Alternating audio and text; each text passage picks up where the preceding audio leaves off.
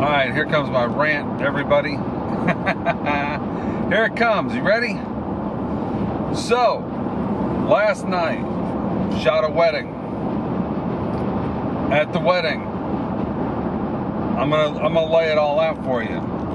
Now, you heard my rant. I was irritated about having to go and shoot at 3 a.m. at the groom's house. Something that was happening. But I agreed to it. I agreed to shoot his going back to his house. I told him I would after the reception. Okay? What I didn't agree to was the micromanaging of every single thing I did the entire time I was shooting this guy's wedding, shooting video for this guy's wedding. I'll explain. So on Friday, I go to get there, and because of the terrible traffic in Atlanta, I'm unable to get him at his house. Instead, I go straight over to the Decatur old courthouse in Decatur to get their first look. Got awesome footage there. Got a drone shot. Here it is. Everything's fine at this point. Got him there. Then we go over to his. It's a Muslim wedding. No big deal.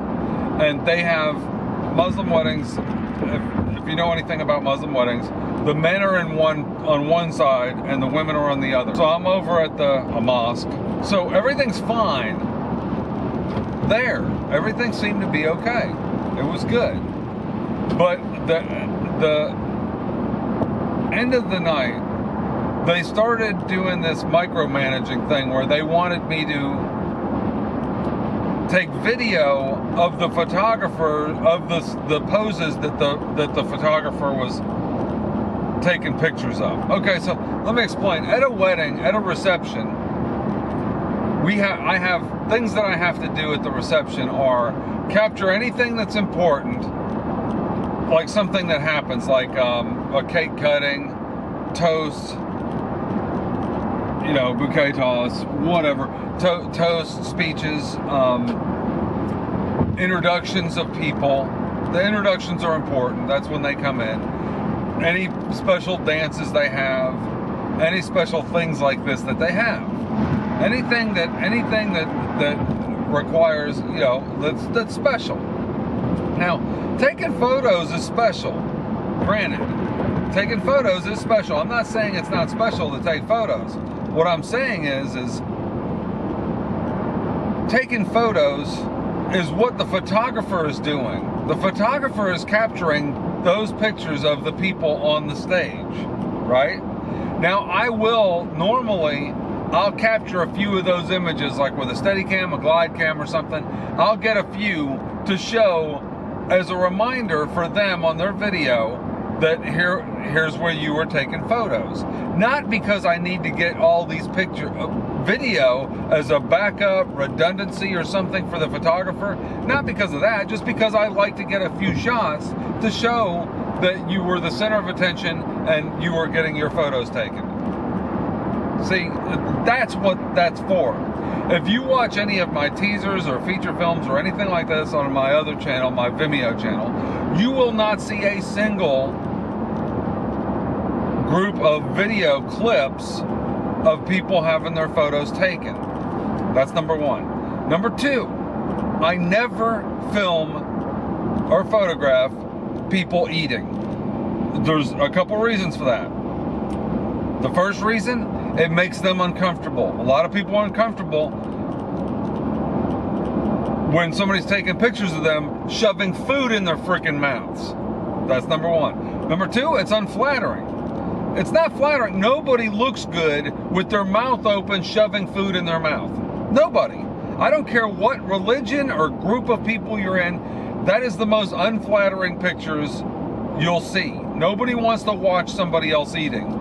It's annoying. It doesn't look good. People don't look good eating. That's all it is. So for that reason, I don't film people eating. I always get pictures of the food. I get pictures of people getting the food, putting the food on their trays, on their plates. Not everybody, but some people, so that you can see, hey, we had dinner. Here's the food we had. It was good, yada, yada, yada. So that's what I take photos and pictures of. I'm standing there, and there's 2 photographer women taking photos of the family and the bride and groom up on the stage, and friends and family and people like that, people from the church and different things, up on the stage, taking photos of them sitting in chairs on the stage. Now, we started at 3 in the afternoon. This is like at 10 o'clock at night. So this is a long night. It's late. We're tired. It's the end of the night. They're about to leave, and they cry and everything when they leave because it's a big deal. There's a lot of other stuff that happens in different weddings. These 2 women are taking photos. So there's 2 photographers taking photos of the people on stage. So I'm standing there, and one of the groomsmen or like friend of the brother or somebody comes over, and I wasn't filming them at the time. Now the funny thing was, my assistant was, my second shooter actually was standing there filming them with a 4K camera 5 feet from me. She was pointed at the stage, and I saw the red light on, so I knew that she was actually recording what was happening. Even though I probably won't use it in the final edit. Of course I won't, because if you watch my teasers and features, you won't see any footage of that. But we're standing there, so she was recording. Guy comes over to me and says, "Are you going to capture any of this?" And I said, "No." He said, "But it's the family and stuff. Why aren't you capturing it?" I said, "Because she is." But regardless of whether or not she is, it's not your job to tell me to capture them getting you see the 2 ladies in front? They're getting the pictures of those people.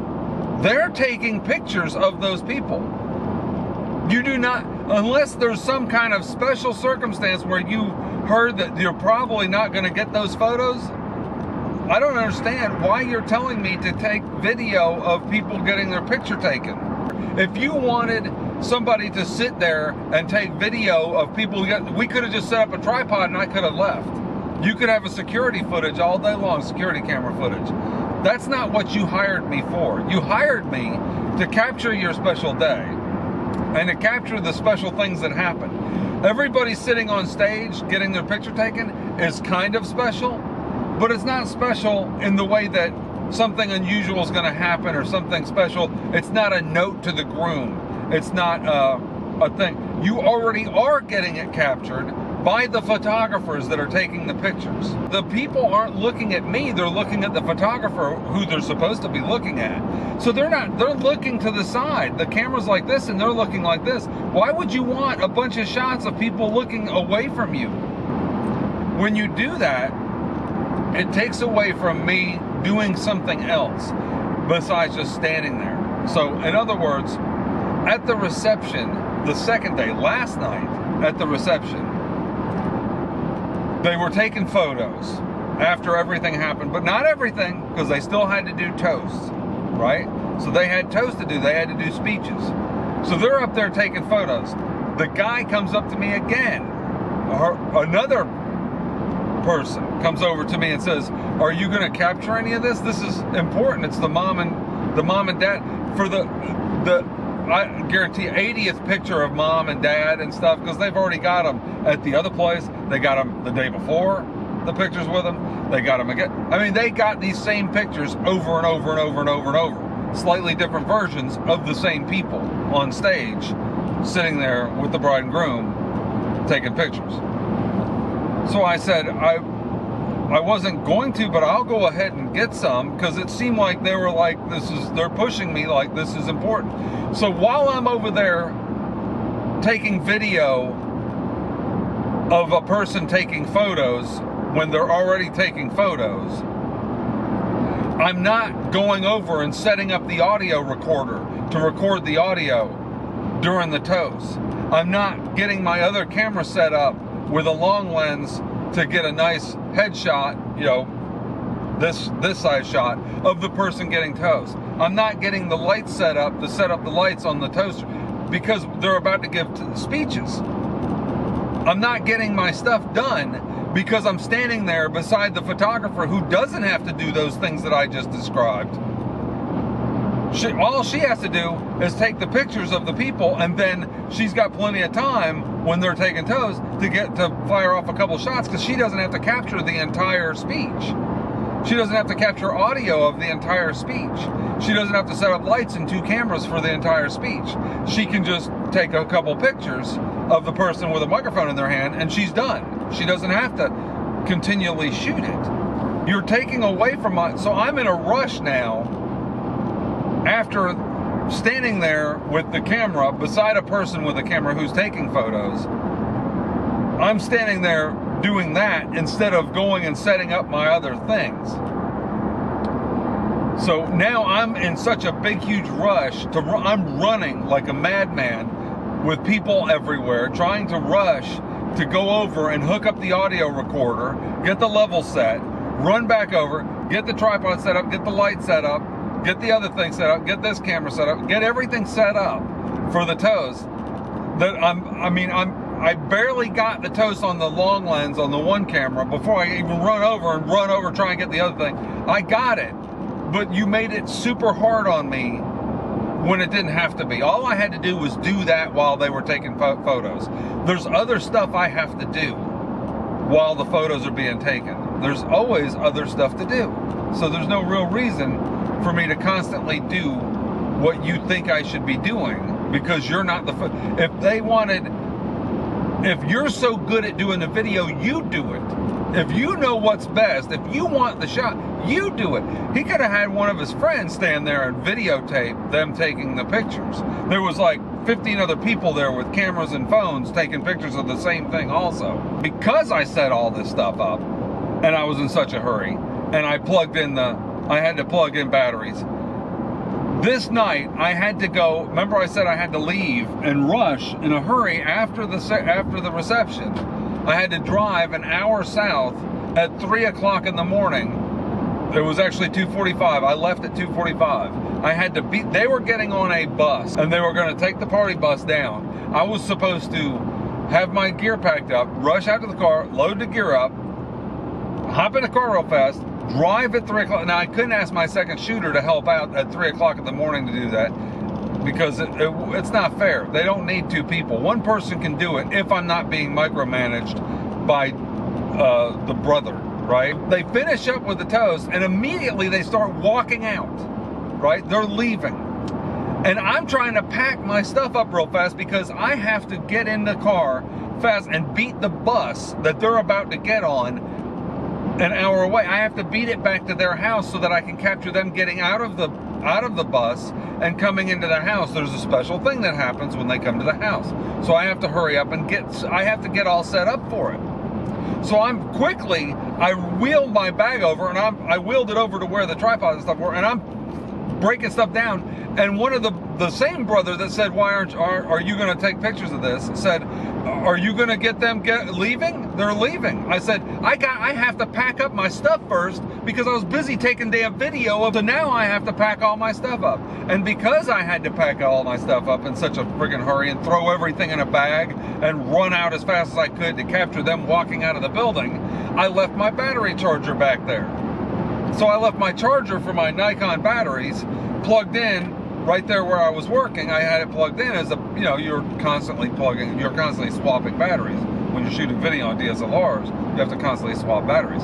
So I had to run and grab the audio recorder off the soundboard.